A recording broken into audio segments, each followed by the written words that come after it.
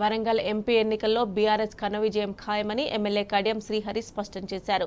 ప్రజలంతా కేసీఆర్ నాయకత్వాన్నే కోరుకుంటున్నారని తేల్చి చెప్పారు. మళ్లీ అధికారంలోకి వచ్చేది బీఆర్ఎస్ఏనని కుండబద్దలు కొట్టారు. ఇచ్చిన హామీలను అమలు చేయకుండా కాంగ్రెస్ ప్రభుత్వం కాలయాపన చేస్తోందని ఆయన మండిపడ్డారు. దళిత బంధుపై క్లారిటీ ఇవ్వకుండా దళితులపై వివక్ష చూపిస్తున్నారని కడియం దుయ్యబట్టారు. ఈ మేరకు తెలంగాణ భవన్ వేదికగా బీఆర్ఎస్ వర్కింగ్ ప్రెసిడెంట్ కేటీఆర్ నాయకత్వంలో వరంగల్ ఎంపీ నియోజకవర్గ సన్నాహక సమావేశం జరిగింది. పార్టీ చాలా బలంగా ఉంది. కేసీఆర్ నాయకత్వాన్ని ప్రజలు ఇప్పటికీ బలంగా నమ్ముకుంటున్నారు, విశ్వసిస్తున్నారు.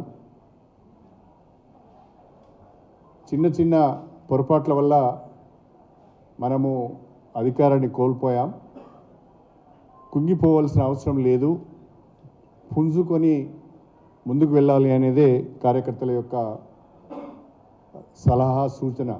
ప్రతిపక్షంగా ఉన్నాము కాబట్టి నిర్మాణం పైన దృష్టి పెట్టాలి, సంస్థాగతంగా పార్టీని బలోపేతం చేయాలి అనేది చాలా ప్రధానమైన సూచన ఈరోజు వచ్చింది.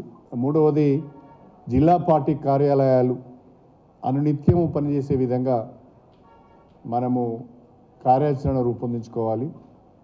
జిల్లా పార్టీలను పటిష్టం చేయాలి, జిల్లా పార్టీ శాఖలను పటిష్టం చేయాలి, మండల పార్టీ శాఖలను పటిష్టం చేయాలి. విశ్వవిద్యాలయాల వారీగా విద్యార్థులతోని సమావేశాలు నిర్వహించాలి. ఎక్కడైతే పొరపాటు జరిగిందో ఆ పొరపాటు సరిదిద్దుకునే విధంగా ముందుకు వెళ్ళాలి అని కార్యకర్తలు సలహాలు ఇవ్వడం జరిగింది. దానిపైన మా పార్టీ వర్కింగ్ ప్రెసిడెంట్ గారు కూడా చాలా సానుకూలంగా స్పందించారు. ఇక నుంచి పార్టీ నిర్మాణం పైన దృష్టి పెడతాం. కార్యకర్తలందరినీ కూడా, నాయకులను కార్యకర్తలను గుర్తించడం జరుగుతుంది. జిల్లా పార్టీ కార్యాలయాలు కూడా ఇక నుంచి పటిష్టంగా పనిచేస్తాయని చెప్పి కూడా వారు విశ్వాసాన్ని కార్యకర్తలకు ఇచ్చారు. అదేవిధంగా రేపు జరగబోయే లోక్సభ ఎన్నికలలో వరంగల్ పార్లమెంటు నియోజకవర్గం పైన కేసీఆర్ నాయకత్వంలో గులాబీ జెండాను ఎగరవేస్తామనే ఒక నమ్మకాన్ని కూడా కార్యకర్తలు పార్టీకి ఇవ్వడం జరిగింది. ముఖ్యమంత్రి గారు కానీ లేదా ఉప ముఖ్యమంత్రి గారు కానీ ఏ ఒక్కరు కూడా స్పష్టంగా మేమిచ్చిన ఈ 6 గ్యారెంటీలను లేదా మేము వివిధ డిక్లరేషన్ల ద్వారా, BC declaration, SC declaration, youth declaration, మహిళా డిక్లరేషన్, రైతు డిక్లరేషన్, ఇంకా అనేక డిక్లరేషన్ల ద్వారా రాష్ట్ర ప్రజలకు ఇచ్చిన హామీలను ఏ రకంగా అమలు చేయబోతున్నారో స్పష్టంగా చెప్పడం లేదు, స్పెల్ అవుట్ చేయడం లేదు. ఉదాహరణకు రైతుల రుణమాఫీ ఉన్నది.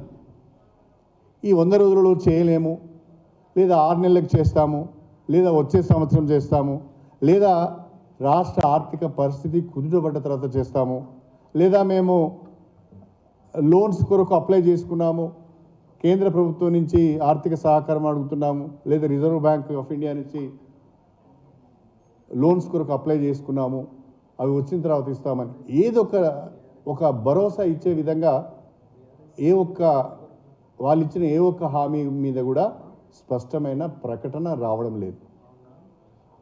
అది రైతుల రుణమాఫీ కావచ్చు, లేదా రైతు బంధు కావచ్చు, లేదా వరి ధాన్యానికి ప్రతి క్వింటల్కు 500 రూపాయల బోనస్ కావచ్చు, మహాలక్ష్మి పథకంలో చెప్పిన విధంగా ప్రతి మహిళకు 2500 రూపాయలు నెలకు ఇవ్వడం కావచ్చు, గ్యాస్ సిలిండరు 500కి ఇవ్వడం కావచ్చు, పెన్షన్లు 4000కు పెంచి ఇవ్వడం కావచ్చు, 200 యూనిట్ల వరకు ఉచిత విద్యుత్ విషయంలో కానీ ఏ ఒక్క విషయంలో, ఏ ఒక్క హామీ విషయంలో కూడా స్పష్టత ఇవ్వలేకపోతున్నారు. అంటే ఇవన్నీ చూస్తూ ఉంటే మీరు మెల్లగా ఈ హామీలన్నీ నెరవేర్చలేని పరిస్థితులలో కాలయాపన చేయటానికే ఎక్కువ ప్రాధాన్యత ఇస్తున్నట్టుగా కనిపిస్తున్నది.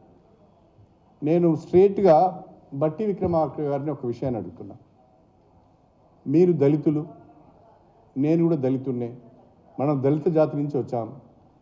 రాష్ట్రంలో కేసీఆర్ నాయకత్వంలో దళిత బంధు అనే ఒక పథకాన్ని మనము ఇంట్రడ్యూస్ చేశాం.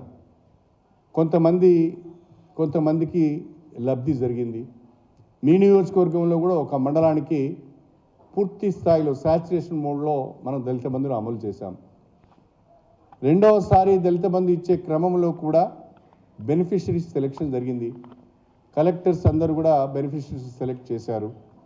ఇప్పుడు ఆ సోదరులందరూ, ఆ దళిత సోదరులందరూ కూడా దళిత బంధు వస్తుంది అని ఆశతో ఎదురు చూస్తున్నారు. కానీ బట్టి విక్రమార్క గారు ఒక మాట చెప్పలేకపోతున్నారు. దళిత బంధు అనే పథకం కొనసాగుతుంది. బీఆర్ఎస్ ప్రభుత్వం 10 లక్షల రూపాయలు మాత్రమే ఇచ్చింది.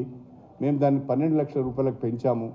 ఈ 12 లక్షల రూపాయలను కూడా పలానా నెల నుంచి పలానా రోజు నుండి లబ్ధిదారులకు ఇస్తాం, లేదా ఇప్పటి వరకు ఎంపిక చేసిన లబ్ధిదారులను మేము ఒప్పుకోవడం లేదనో, లేదా వాళ్ళకిచ్చిన వాళ్ళ అకౌంట్లోకి వెళ్ళిన నిధులను కూడా ఫ్రీజ్ చేస్తున్నారు. అంటే దళిత బంధు పైన మీ యొక్క వైఖరి ఏంటి? దాన్ని కూడా మీరు చెప్పడం లేదు. 1989లో ఎన్టీ రామారావు గారు ముఖ్యమంత్రిగా ఉన్నారు.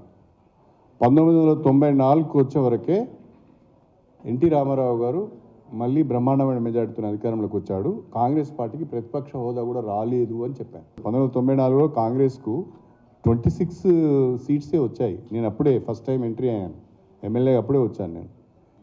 ప్రతిపక్ష హోదా రాలేదు వాళ్ళకు. అయితే నేనేమన్నానంటే 5 సంవత్సరాలలోనే ఫలితాలు తారుమారైపోయినాయి, ప్రజల ఆలోచన తారుమారైంది.